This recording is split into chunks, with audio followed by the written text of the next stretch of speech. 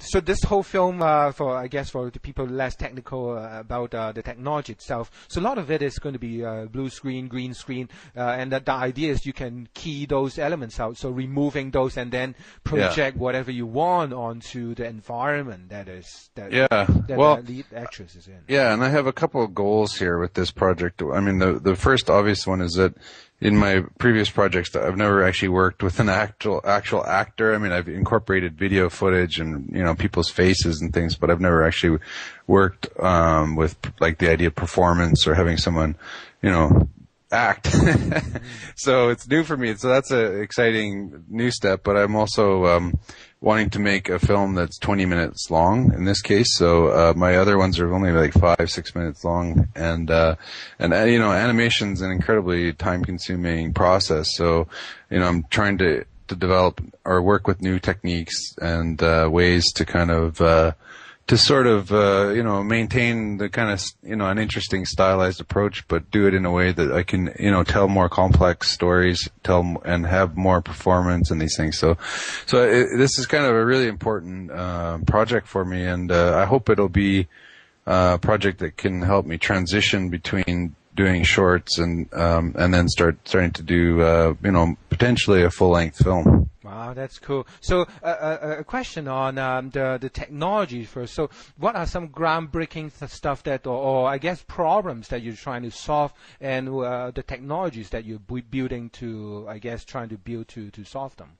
Oh, well, I mean, I've always, in my other projects explored motion capture. That's something I, started with like about 3 or 4 years ago, and had a lot of interesting results with that. So I am going to use that again. I guess I was talking. I'm actually starting to teach a class at Alberta College of Art, and we were just talking about how, in a way, like I don't really consider it animation anymore. I just almost I use just the term digital filmmaking because because basically I'm incorporating a lot of things that are, filmic or cinematic, but also incorporating animation as well. So in this project, it's no different. Like I intend to kind of use kind of some of the more animation style things that I did in my previous projects that people might be more familiar with, but now I'm going to incorporate just this live action stuff of the actor as well.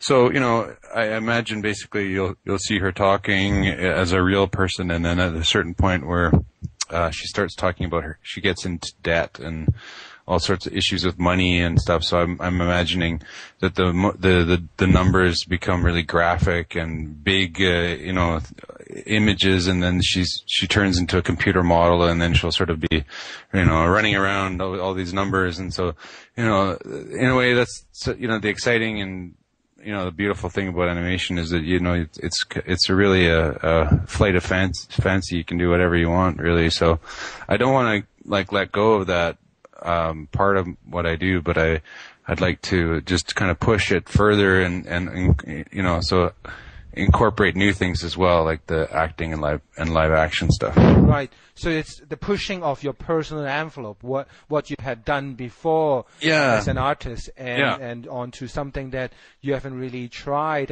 yourself, and then explore those, right? Yeah.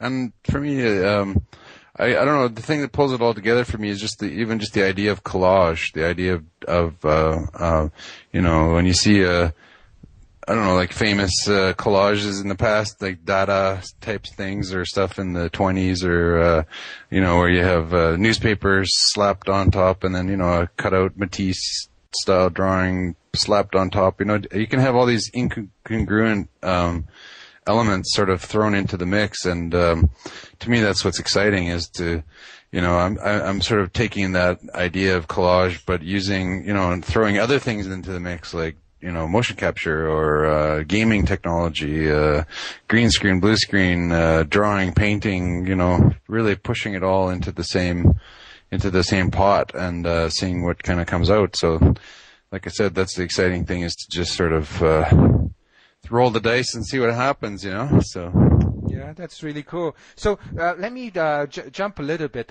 I know that you went to Sundance in 2009. Can you talk a little bit about your experience there? And I remember seeing a photo of you meeting Robert Redford. And how was that like?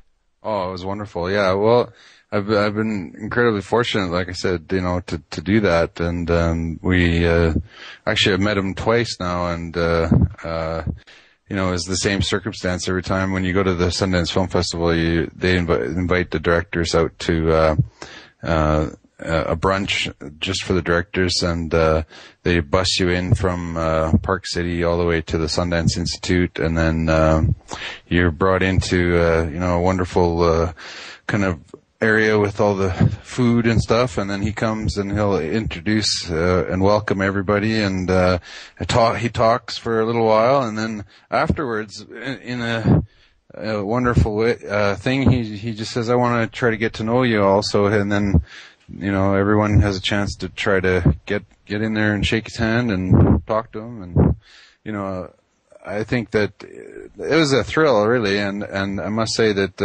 it's also been something that's really propelled me further into kind of even just believing that it's possible to do this. As someone who lives in Calgary, and it's not a particularly huge industry here, or a lot of references. Other places in the world, it certainly is much more going on. So, but it really helped me to just believe, I guess, that it's possible. Yeah, it's definitely possible. So I guess let me conclude by asking you, when do you think that My Misspent Youth is going to be ready? Are we going to be able to see it in, for example, this year's Calgary International Film Festival? Are you going to submit it, or when is it going to be ready? What is the time frame like? Well, I'm trying to get it done. I'm hoping for about 6-7 months, and I'm always optimistic, so it might be more than that. But I'm trying for next year, for the Calgary Film Festival. So get it out there. 2010 this year coming. Yeah, exactly. September. Yeah, all right. Yeah. Well, it's great. Cam, it's always my pleasure talking to you, and truly, I'm not saying good things about you because I know you and consider you my friend. I think you are really one of the up and coming, and actually because you're already award winning, so it's not really up and coming. You are the coming. You are like the one of the great animators that I really pay attention to and try to watch every single piece of your new work. And yeah, it's a fun talking. It's a lot of fun talking to you. Well, it's very kind of you to say that, and I appreciate your interest. It's wonderful you do this, so thank you very much. Thanks a lot, Cam. You have a good day. Thank you. Bye.